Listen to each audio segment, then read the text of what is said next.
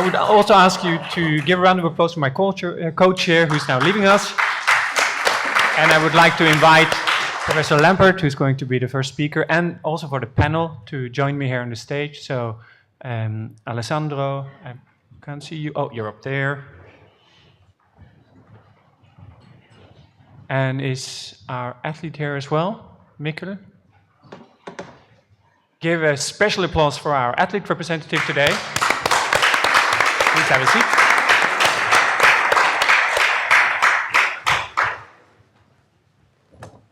All right, the floor is yours. Thank you. Thank you for the opportunity to speak here today. So I'm asked to talk about return to competitive sport with an ICD, what is possible, and also device assessment prior to return and during sport, two somewhat different questions.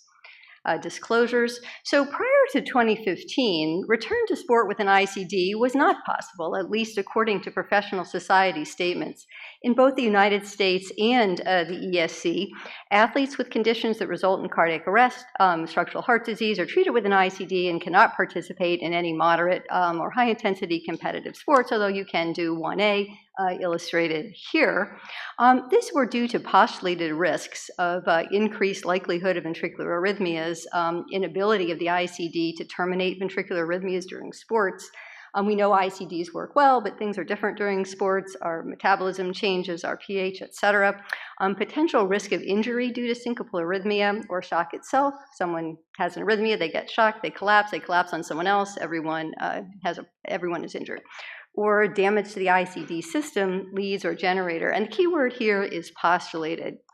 So in order to get a little bit more information about this, we started with a survey of members of the Heart Rhythm Society. And what we found, first of all, was that what the word from professional guidelines was and what the word on the street with your average EP practice were quite different. And many of our colleagues in the Heart Rhythm Society did report patients in their practice who are doing competitive sports, collision sports, dangerous sports. And they were not reporting significant injuries or problems such as those that had been hypothesized. Now, a survey like this has inherent biases, who chooses to answer, what they remember, but what it did tell us is that a prospective study would be both feasible because we knew people were out there doing it, and ethical because we would not be asking people to, or suggesting that people do things that could potentially be dangerous and were against current guidelines. So we initiated the ICD Sports Registry. Many in this room contributed to that registry. 440 athletes were enrolled. They had diseases similar to those that young people have. Long QT, HCM were the two highest. And they did sports similar to those that lots of young athletes do. Our highest sports, we had a group of highly competitive athletes that we defined as a high school or college interscholastic, basically varsity athletes. In the whole group, the most common sports were running, soccer, and baseball. Among the highly competitive athletes, a different pie. It was baseball, soccer, and basketball. So we found that the individuals in this study did receive shocks. They received shocks for ventricular arrhythmias. They received shocks for supraventricular arrhythmias. They received shocks for noise and other types of similar inappropriate shocks. And they received these shocks during competition, during practice, and during rest, and during other physical activities. But there was no difference in the number who received, while more received shocks during physical activity than during rest, there was no difference in those who received shocks during competitive activity versus other physical activities such as running for a bus. And most importantly, none hit our primary endpoint of death, resuscitated, arrest, and there were no injuries related to shocks or arrhythmias during sports. So following this, the AHA-ACC did change the guidelines in 2015 away from no way, no how to something that may be considered, and they have to describe here after counseling. And in the ESC guidelines in 2021, they give a 2A and they put a name on that counseling, calling it shared decision making. So the most recent guidelines to address this, or statements to address this, is the Heart Rhythm Society Arrhythmias in the Athlete document that came out just a couple months ago. Now come right out and say that return to sports for an athlete with an ICD is a 2A or something that is reasonable. And so we can now start to turn to device assessment and how we can start moving from the if to the how. Before we do that, though, I just want to say that yesterday we had a debate, and I took the side athletes with ICDs should compete after appropriate shared decision-making, and I took that side quite strongly in the nature of the debate. But one thing that is important to recognize, and it's not really the focus of this talk, but as I think my opponent in that debate, Dr. Solberg, and I would agree, these guidelines or recommendations don't mean that all athletes with all ICDs should be participating in all sports every minute of every day. And if you go back to that recommendation, that shared decision-making discussion really involves the type of disease. For example, a PKP2 mutation ACM, we have pretty good data that disease is going to get worse. A TMEM, LMNA, ACM, however, we don't really have data that exercise is going to make the underlying disease worse. So disease and the type of sport as well. As Dr. Corrado pointed out to me yesterday, in the Tour de France, if somebody falls over, really quite a few people could be injured as well. So it is a shared decision-making, and it's not the same as carte blanche. So let's move on, though, to the majority of athletes who would meet the type of person that was in our study, and we would be supportive of their return to play. So if you meet that athlete after the cardiac arrest or after the identification of high risk, before they get the ICD, the first thing we have to talk to them about is what type of device are we going to suggest they receive. So we have 4 choices right now. The tried and true is the transvenous device. Advantages and disadvantages. Advantage, it provides lots of different capabilities, and we have decades of experience. And we're going to kind of look at some of these things. On the other hand, the disadvantage of the transvenous is that in athlete or no athlete, the lead is the Achilles heel of transvenous systems as lead malfunction occurs, and lead revision is actually, or lead replacement can be a higher risk procedure than the original implant. So our second choice is the subcutaneous, which does not provide all those capabilities, but is entirely outside the thorax. So you don't have the issues of high-risk lead extractions. There's a new device out called the extravascular ICD, which is kind of a hybrid device. I think it's the use for this is a bit limited. There's a lead that goes into the mediastinal space and is connected to a generator that is in a similar position as the subcutaneous. It's a lot smaller, and I think the main use for the extravascular is that person that you might put in a subcutaneous but really doesn't like the size. Those are the only 2 people I've sent for that. But so we looked in the ICD sports registry at this question of lead survival, and what we found was for the entire group, we didn't have a control group for this question, but we didn't see big differences in the overall lead survival compared to historic populations. We tried to look at different sports and different factors that might increase the likelihood of lead malfunction. We think one of the things that we worry about is that as that transvenous lead passes between the clavicle and the first rib, is there going to be insulation abrasion, and will leads that use your arm a lot, will sports that use your arm a lot increase that? So we did try to compare like the swimmers and rowers to the runners, sort of people on the 2 ends of the spectrum, and did not see a difference, but we didn't have that many swimmers and rowers, and so I think that is still a group in whom you might avoid the transvenous. And we also found that the one place we did see an increase in lead malfunction was in those in the highest group of weightlifting. So that's another group that if you don't need the transvenous capabilities to maybe stay away from that.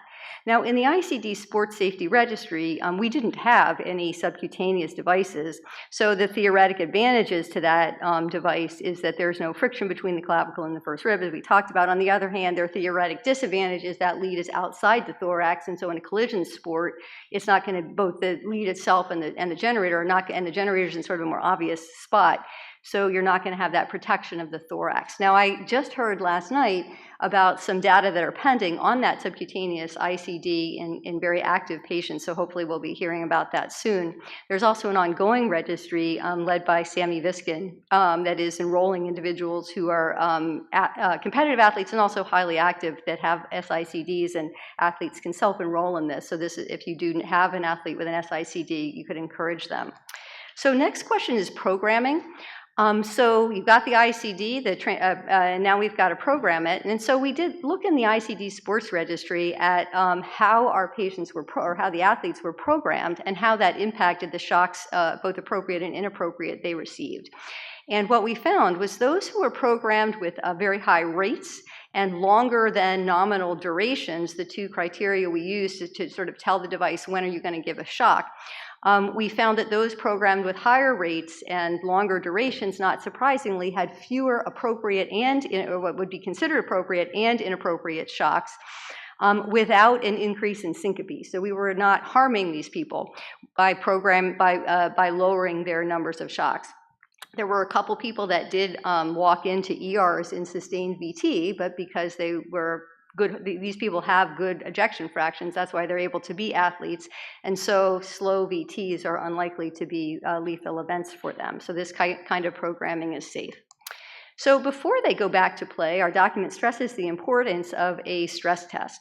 So we talk about the importance of a maximal stress test, meaning to exhaustion. You know, obviously we're not going to just like put these athletes on the Bruce before they go back. So the purpose of the stress test is three. One is to look at their heart rate max on the planned medications. So ideally you want their programming, you want their lower rate cutoff to be at least 20 beats per minute higher than the rate you see, because you know we can try our best to really stress these athletes on a treadmill, but it's not the same as competition.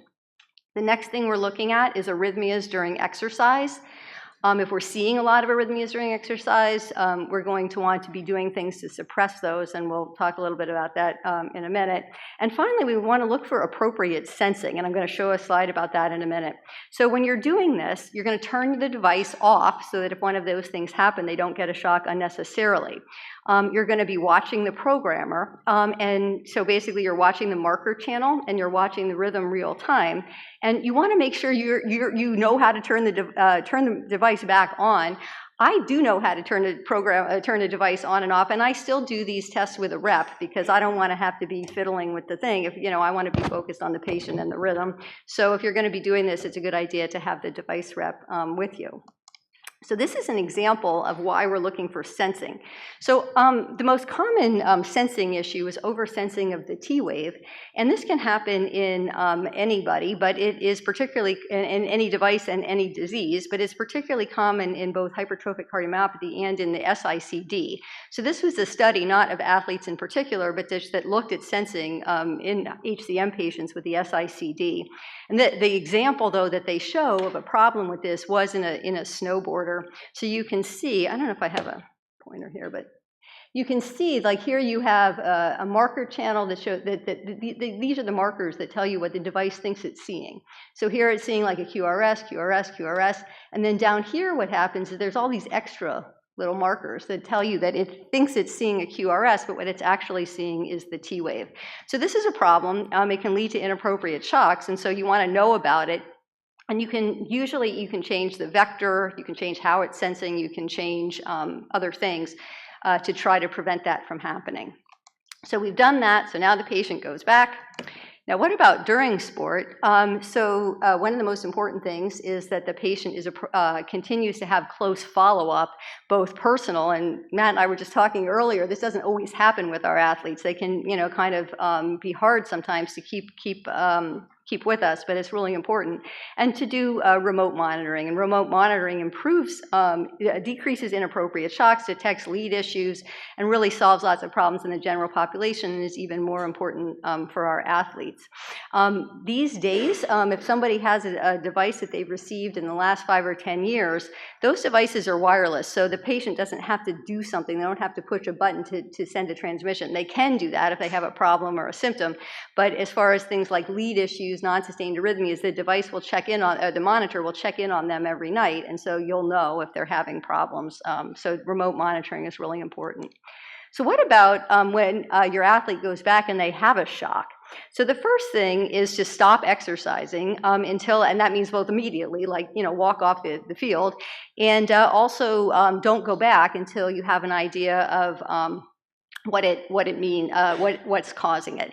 Now, this is something that seems really obvious. We actually had a patient in the ICD sports registry who was in the middle, he was in an ultra marathon, and on mile 2 of the 50-mile race had a shock, and he finished the 50-mile race. And like this guy, I really wished he would just leave our study because I thought he was going to, make it, screw it up for everyone, but he actually did okay.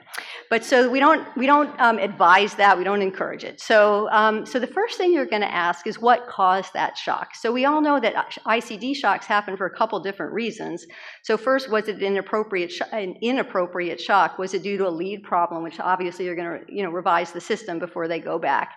Was it just an issue of reprogramming? Was it for sinus tach and all you have to do is change the rate cutoff? Was it one of these T-wave oversensing issues? Was it an SVT? So we see young people with AV NRT, then just sort of coincidentally, a middle-aged person might be AF. And so all of these things should be treated and addressed before they go back. Was it an appropriate shock? So if it's an appropriate shock, then you've got to think about it, again, a little bit harder. So the first thing is sometimes it's time to rethink the diagnosis. So you want to look at the electrogram, obviously, to make that diagnosis. I've seen a couple of athletes who had carried a diagnosis of idiopathic VF. And then when they actually had a shock, and you look at the electrogram, they actually had a PVC-mediated process. So you see sinus beat PVC, sinus beat PVC, sinus beat PVC VF.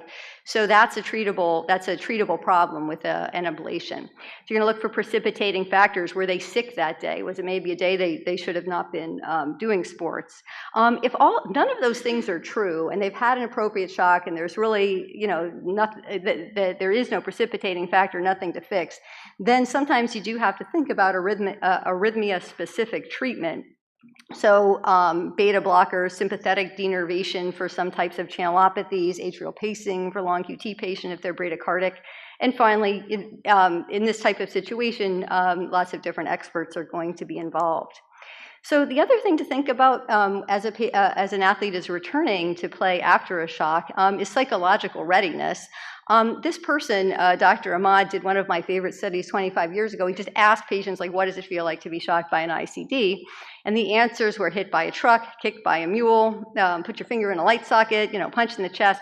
So this is not something that we wish on our patients.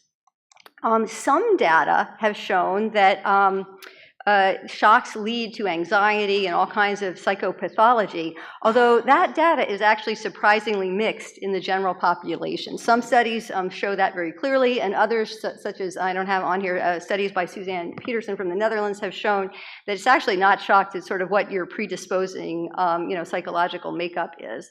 So what about in athletes? We don't really have specific data on the impact of athletes on quality of life, something that I regret we didn't really, we didn't get that far with the ICD sports study. But our athletes in that study did vote with their feet.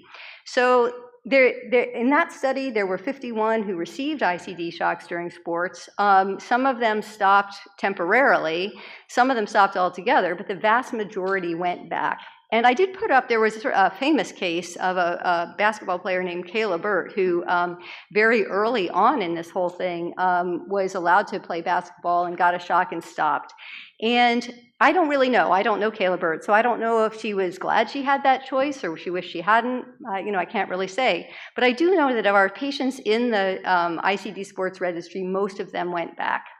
And I think it's not that surprising when you think about athletes and injuries, and many of us have probably including myself, have had very painful injuries during sports, and we went back. And so I think for these athletes, while again we certainly wouldn't wish a shock on anyone, the benefits of sports to their quality of life outweighed the temporary discomfort of the shock. So again, we're going to have a shock. We're going to, again, put them on the treadmill, confirm the problem is fixed, and they're going to go back. Thank you.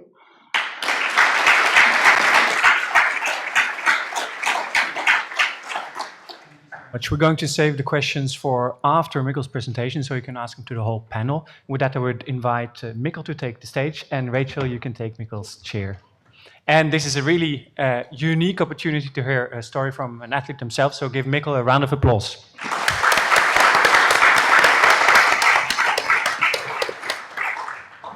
Awesome. My name is Mikkel. I am 24 years old and I'm from Denmark. And I am diagnosed with HCM and I have an ICD. Other than that, I do combat sports. And I've been asked to come here and talk to you guys about how I live my life and how all these things have affected the way I do things. So let's get right into it.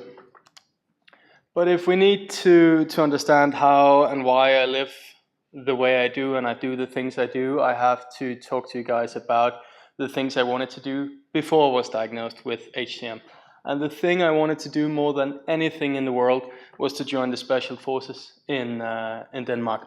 I grew up with my father, who were in the Special Forces, so I've grown up with all the stories about how they act, and it was one of the things that really spoke to me, and I just wanted to do that thing more than anything in my life. But in 2015, I was diagnosed with HCM, and that meant I couldn't do it. I later found out that I couldn't even join the military. So I have to give up that dream, and I have to start adapting.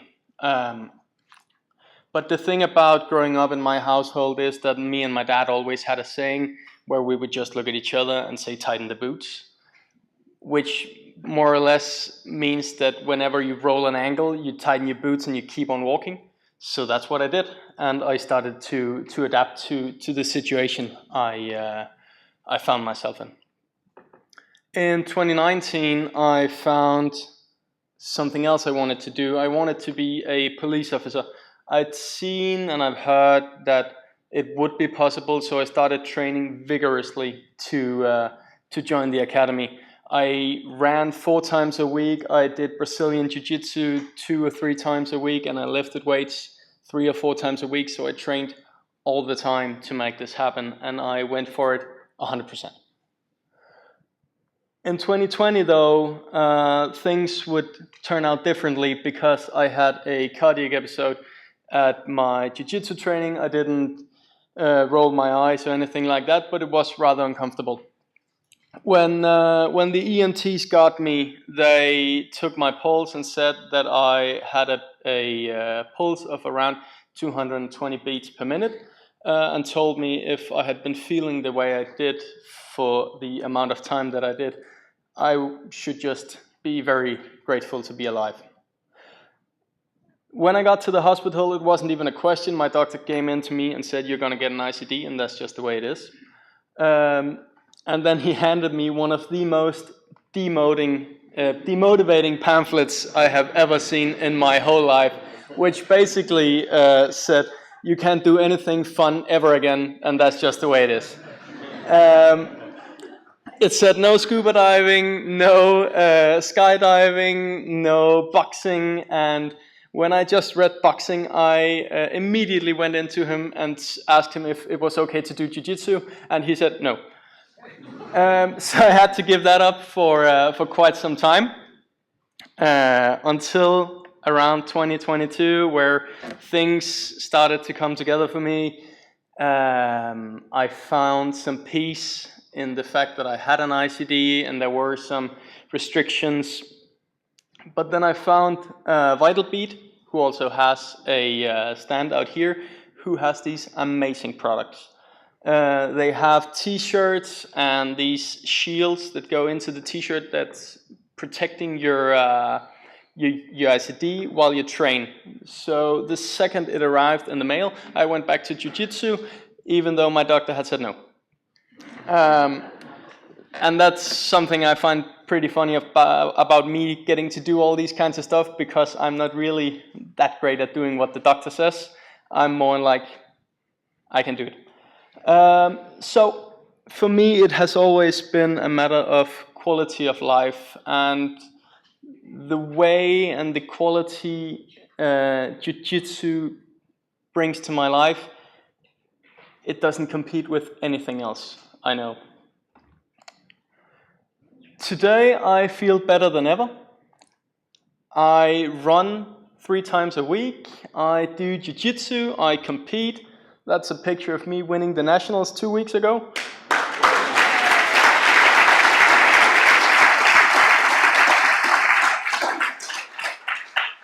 Thank you very much.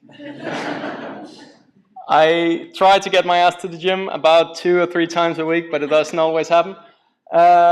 And none of this would be possible without the help from the Vital Beat guys and without my dad's toughen up mentality.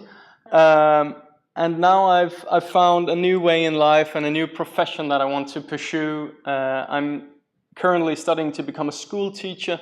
And I really, really love teaching, and I really love being with the kids, because when they are going through something, when puberty hits and everything is shit and your best girlfriend is mean and something like that, I can mostly relate to something like it and actually have a chance of helping some of the kids.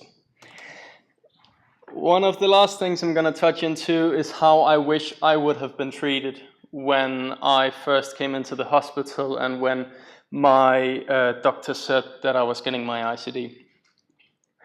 What I felt was that there was nothing that really mattered anymore in my life, because I had already had the special forces door shut in my face. Now I'm getting the police academy door shut in my face. So there's really no point to it. And on top of that, I got a pamphlet that says I can't do anything anymore.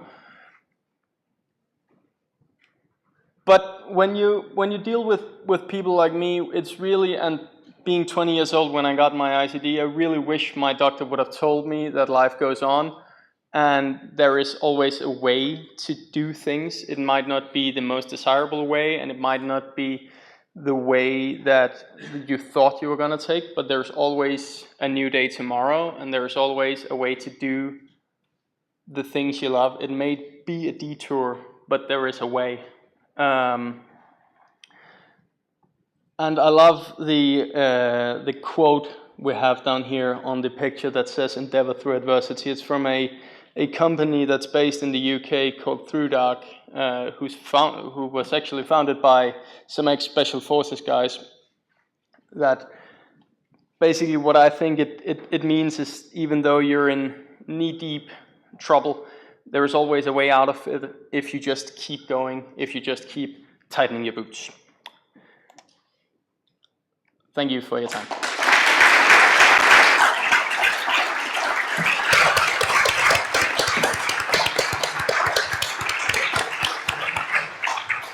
I think the intensity of this applause tells how grateful we are for your contribution today, Mikkel. And I'm sure there are several questions. You can ask them to anyone in the panel or to Mikkel, who will stay there for the rest of the discussion. And to start off, I would invite Professor Schunk to kick off with the first question. Thank you. First, Mikkel, thank you so much for sharing your story. It's inspiring to hear your story. I have 2 questions, if I may ask. I'm not sure, did you mention how you were diagnosed in 2015? Did you have a symptom, or is it through screening? And then number 2, I think I know, but what kind of device do you have? Well, the way I was diagnosed is that my mother's uncle had a cardiac episode in Australia, and they screened him and found out he had HCM, so they just went through a genetic search through the whole family, and then I got screened for it in 15, and they found it in me. Okay. And the ICD, I can't remember what it's called, but it's the one. It's to the shoulder. Yeah. Yep. Alessandro, you have an additional question? Yeah, well, I would like to ask you, first of all, thank you for finding the courage to come here. And very good.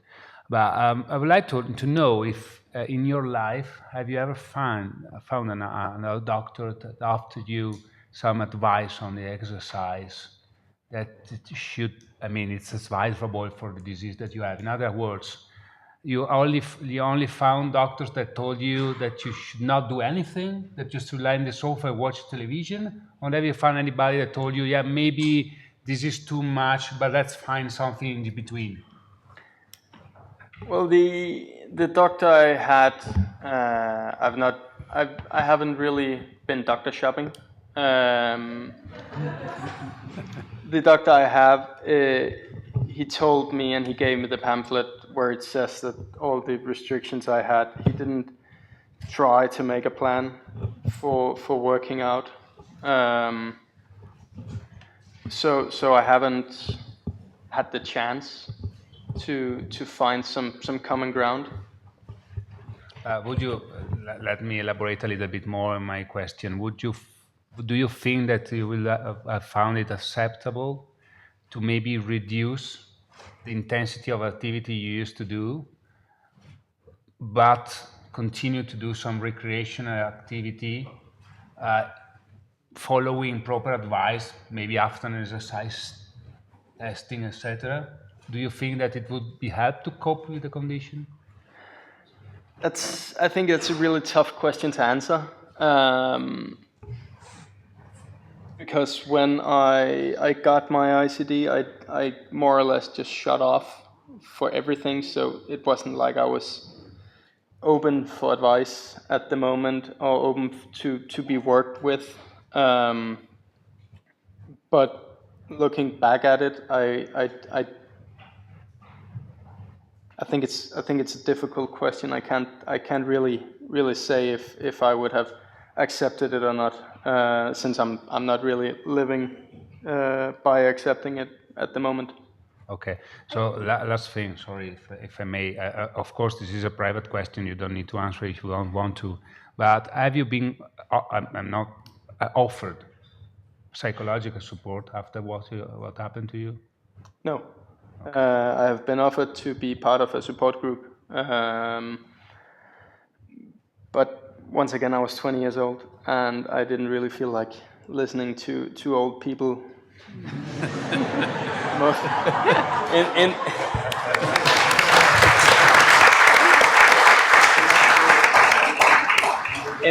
In the way that I mainly saw people with an ICD as old and sick, and I didn't feel neither old and sick. If I might build on that, and then Rachel is waiting to ask a question as well. Were you offered peer support? Because often I feel that athletes want to listen to other athletes in comparable situations. Not other athletes, no. It was mostly the local support group, mostly containing pensionists. I think my advice would be for everyone to look into peer support opportunities. In my experience, that is something that helps tremendously in these situations. Yeah, I was going to kind of ask a similar. I was going to ask a similar sort of question. If there had been other athletes, if your doctor had said, "Oh, you know, my other patient so and so is doing something similar," do you think that would have been helpful for you? I would have definitely been more prone to listening to people standing in my shoes, which is the reason why I didn't want to do the other thing, because it didn't contain people who were in a similar situation. And sort of a similar question, now that you made the decision, it sounds like pretty much yourself, that you were going to go ahead with this jiu-jitsu, have you been able to establish a relationship with your doctor now to work with you as you're doing this? Well, I have a consultation next week where I plan on telling him, but it hasn't really come up, mainly because I haven't brought it up. So to answer, no, he doesn't know. Or at least not today, to my right? knowledge. So I think that what you're describing is something that we should all pay attention to, because, you know, I don't want to say I don't know your doctor, but if that doctor had maybe been a little bit more sympathetic, they could have worked with you. Hopefully you've been, you know, following up. But I think that for all of us, I think this is what happens. If you tell your patients no, they're going to go and do it, and and then you won't be able to help mitigate, you know, whatever issues might have come along. So I think that it's absolutely so important that you're out here telling us this. And it's not. I just want to make one thing clear. I really like my doctor. It's not like I'm sitting here standing here bashing him. I really like him, and I did go doctor shopping once. I moved from one hospital to another because I could get him and get the follow up with the ICD at the same time. So I really do like him. just to make that clear. Thank you so much, Mikkel. Thank you, Rachel, Professor Sorsi.